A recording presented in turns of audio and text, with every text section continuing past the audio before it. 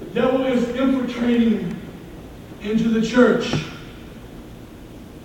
We have got to look around us and open our eyes and pay attention to what's happening in our midst. It's very gradual. It's very subtle. But he's trying to get a foothold in the spiritual lives of our children. Our young people don't even understand the terminology of being celibate. If you would ask the young person, what does it mean? They would look at you with a blank face. They've never heard that word before, celibate. It means that you do not have sex until you're married.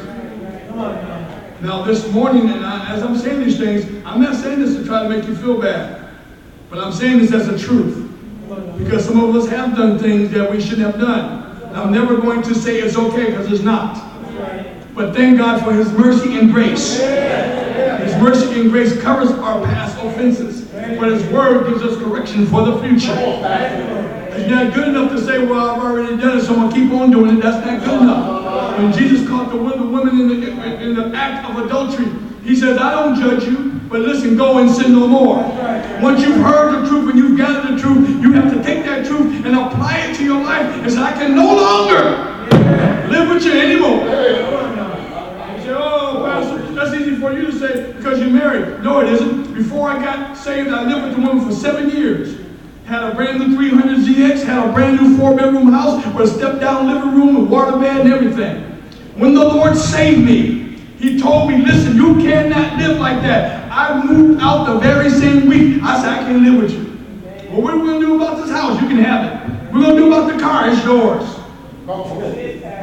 Because I need to live for God. Well, what are you going to do? I don't know what I'm going to do. But I got to serve the Lord. We got to come to a place where we have a conviction about the things of God. And stop making excuses about why we can't go forward in God, trying to hold on to the past.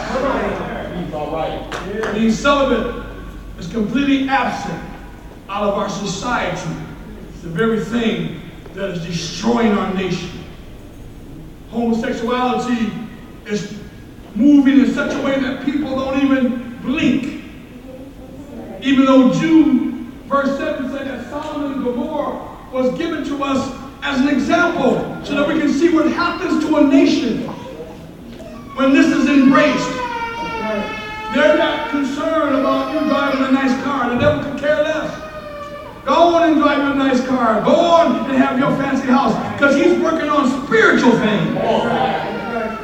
He said, if I can get this whole nation to embrace and accept the vile and perverse lifestyle of homosexuality, I can bring the nation down. What's happening in these verses in Daniel chapter 5? Verse 1 through 8. In Isaiah chapter 28, verse 1 through 8. When you look at this, it shows us two different people. It talks about a king who had rulership over a nation. Belteshazzar was the great grandson of Nebuchadnezzar, running the nation. And what he did was he took the things of God and he profaned them. He got so caught up in pride and arrogance that he would dare take the things of God and use them in a way to entertain himself. It was not acceptable to God. And even today, it's not acceptable to God when we take the things of God and use them to entertain ourselves. Daniel comes to him and says, your father learned a valuable lesson. Your father was a great man that ruled over this nation. But because he got caught up in pride and arrogance, the Lord said, Daniel said, he had to take him and send him out into the wilderness like a beast. When you really look at that story of Daniel, whenever you get a chance, you ought to read it. You understand what happens to a man when he gets caught up in pride and arrogance. What separates a man from a beast is that a beast has no consciousness. A beast has no wisdom. A beast has no way of serving God. A beast just goes around fulfilling its own desire of eating and sleeping. And when you look at our nation, we're becoming beasts.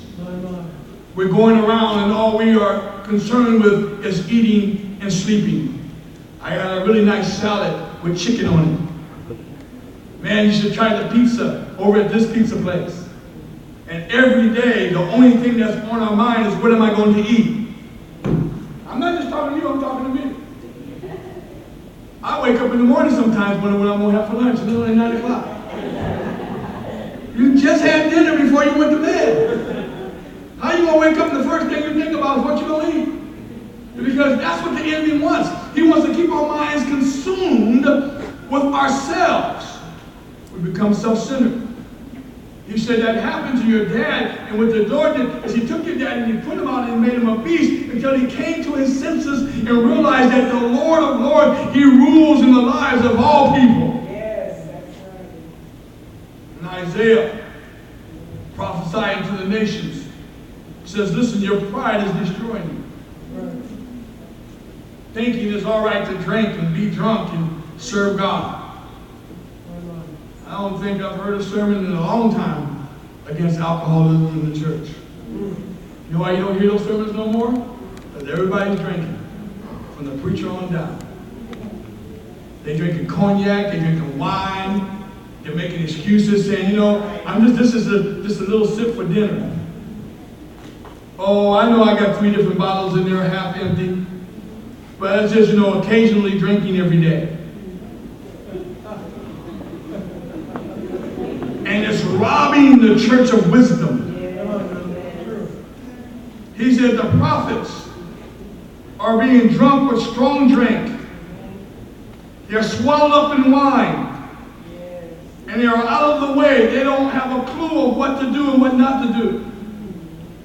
And since we don't know what to do, let's just entertain the people. So they'll get someone like Kanye West, who has publicly stood up and said that he sold his soul to the devil. And that he goes to the church that belongs to the devil. And we'll bring him in and let him sing alongside of Mary, Mary, or Yolanda Adams and entertain the saints. A heathenistic, devilish person that has openly declared before the whole world, I serve the devil, let me in your pulpit. But because the people are so drunk with wine, so drunk with strong drink, have no concern for conviction, we just let anybody preach to the people, and the people just sit there and absorb the entertainment with no conviction. Disregarding the fact that the power of God has left the building. When's the last time outside of Africa that you've seen altars flooded with men and women crying, speaking in tongues, being filled with the Holy Ghost? When's the last time you heard of 500 people being baptized in the water at one time? The power of God is leaving the church, it's leaving our nation, and our nation is on a dangerous course of destruction.